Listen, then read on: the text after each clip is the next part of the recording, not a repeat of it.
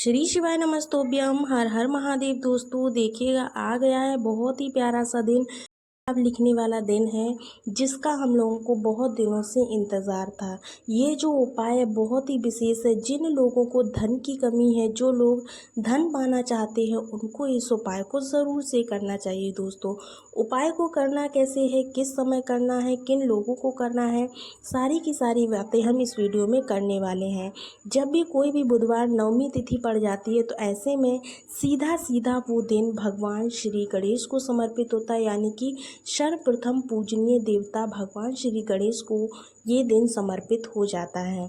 तो ऐसे में आपको उपाय करने के लिए क्या चीज़ की ज़रूरत पड़ने वाली है, कहाँ पर आपको किस तरह से शुभ लाभ लिखना है, इसकी बात हम अपने इस वीडियो में करने वाले हैं।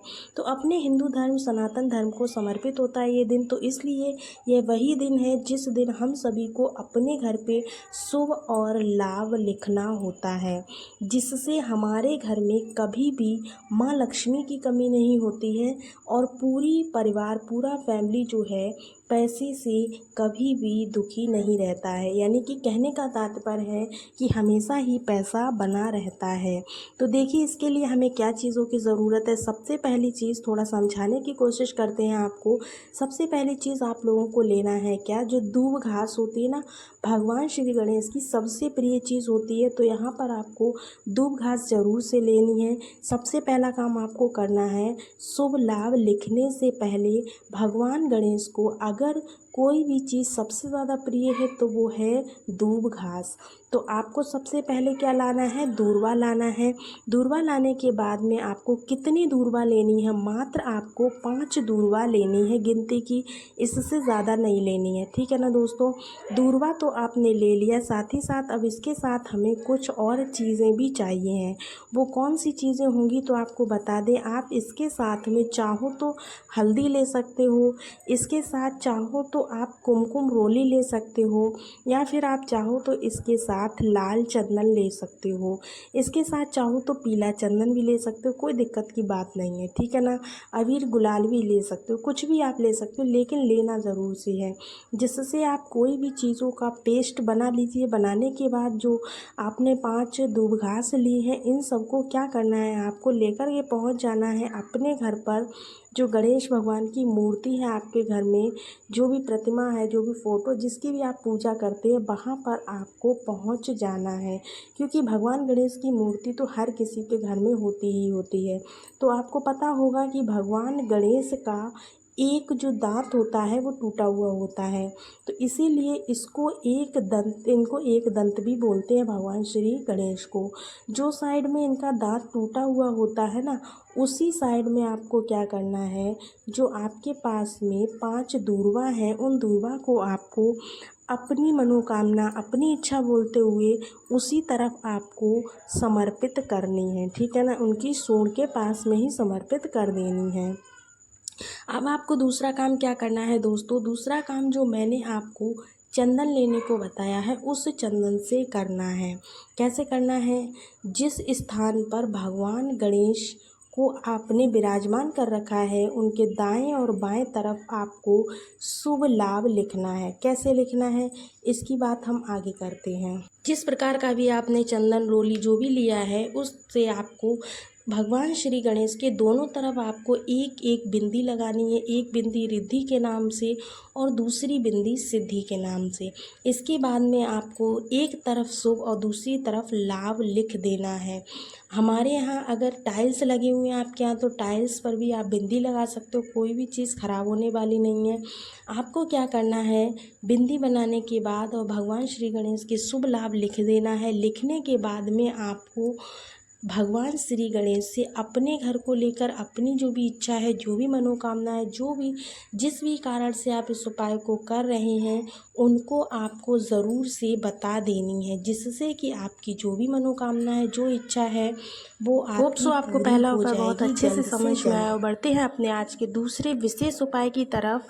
जो दूसरा उपाय है वो किलो करना है। कैसे करना है, दूसरा उपाय आपको करना है समी के पत्ते के साथ में। आपको पता होगा कि जब भी भगवान गणेश का कोई भी विशेष तिथि, विशेष दिन आता है तो शमी पत्र का बहुत बड़ा महत्व हो जाता है। मैंने बहुत बार बताया आपको, यह उपाय हम लोग कर रहे हैं रोग मुक्ति के लिए। किसके लिए करना है आपको? अगर आपके घर का कोई भी व्यक्ति बीमार है, कोई भी सदस्य बीमार है, कोई ऐसा इंसान है जिसको बीमारी पीछा छोड़ ही नहीं रही, बहुत दिनों से बीमार है, तो आपको इस उपाय को ज़रूर से करना है। करना कैसे है देखिएगा, आपको ज़्यादा से ज़्यादा एक शमी के पत्ते की ज़रूरत पड़ने वाली, इससे ज़्यादा आपको नहीं लेना है। साथ ही साथ आपको मात्र एक शमी का पत्ता लेना है और साथ में आपको जो गुड़ होता है ना, गुड़ मिठाई, वो वाला गुड़ लेना है। ध्यान रखिएगा, जो गुड़ इस्तेमाल आप करोगे वह बहुत ही बड़ा मत लीजिएगा, बहुत ही छोटा सा आपको टुकड़ा लेना है, ठीक है ना। इस गुड़ को आपको क्या करना है, गुड़ लेने के बाद आपको 7 टुकड़े लेने हैं। एक गुड़ के 7 टुकड़े कर लीजिए। कितने करोगे? 7। 7 करने के बाद में अब जो शमी का पत्ता आपने लिया था, उस शमी के पत्ते को ले करके आपको सबसे पहले भगवान गणेश के स्थान पर, जो शिवलिंग पर गणेश जी का स्थान होता है, वहाँ पर समर्पित करना है।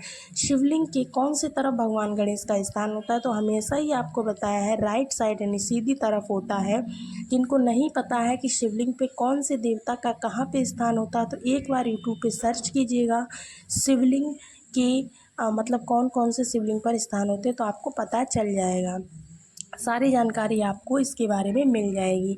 आपने भगवान गणेश के स्थान पर जो शमी पत्र है उसको समर्पित कर देना है। समर्पित करने के बाद में अब आप लोगों को जल चढ़ाना है। जल कहाँ पर चढ़ाएंगे? 3 बार इसी शमी पत्ते के ऊपर आपको जल चढ़ाना है शिवलिंग पर। एक ही कलश लेंगे, बार बार कलश को नहीं भरना है, और उसी कलश में से थोड़ा थोड़ा करके 3 बार में जल आपको समर्पित कर देना है भगवान गणेश के स्थान पर। अब जब यहाँ पर समर्पित करोगे तब आपको 3 बार चढ़ाने के बाद में रुक जाना है। हाथ जोड़कर विनती करनी है विघ्नहर्ता भगवान श्री गणेश से कि हमारे घर में इस प्रकार से लोग परेशान हैं, जो भी दिक्कत है, जो भी बीमारी है, उसके बारे में बोलते हुए आपको भगवान गणेश से प्रार्थना करनी है कि हमारे घर से इन बीमारियों को दूर करें। प्रार्थना करने के बाद आपको जो 1 लोटा जल आप लेकर गए हैं, उसमें से जो जल बचा है वो महादेव के शिवलिंग के ऊपर आपको समर्पित कर देना है। इतना करने के बाद में मैंने आप लोगों को जो गुड़ की 7 डेली बताई थी, कितनी? 7 डेली, वो 7 की सातों डेली आपको माता अशोक सुंदरी के स्थान पर समर्पित कर देनी है। औषधि मांग के उठा लेनी है बाद में, ठीक है ना। पहले आपको समर्पित करनी, फिर उनको औषधि मान करके इनको उठा लेना है। इसको लेकर के अपने घर पर जाना है। जो भी व्यक्ति बीमार रहता है, अगर उस व्यक्ति को आप खिलाना पिलाना स्टार्ट कर देते हैं, इन गुड़ की 7 डेलियों को 7 दिन तक खिलाइए। यकीन मान लीजिए कि आपका वो इंसान, बीमारियां जो भी उसकी होंगी, धीरे धीरे करके ख़त्म होती चली जाएंगी। आपको उसकी बीमारी के लिए इधर उधर भटकना नहीं पड़ेगा। जो भी बीमारी होगी वो जल्द से जल्द दूर हो जाएगी। तो इस उपाय को करके ज़रूर देखिएगा। होप सो आपको दोनों उपाय बहुत अच्छे लगे हों। दोनों ही उपाय आप बुधवार में, किसी भी दिन बुधवार के कर सकते हैं, मतलब कोई सा भी बुधवार आपका पड़ रहा है। अगर आप इस बुधवार नहीं कर पाते हैं तो अगले आने वाले बुधवार पर भी कर सकते, कोई दिक्कत की बात नहीं है। उपाय को ज़रूर करिएगा। अगर आपको फ़ायदा मिलता है तो हमें कमेंट्स में ज़रूर बताइएगा। मिलते हैं आपको अगले एक नए वीडियो के साथ। तब तक के लिए सभी को राधे राधे, सभी को श्री शिवाय नमस्तुभ्यम।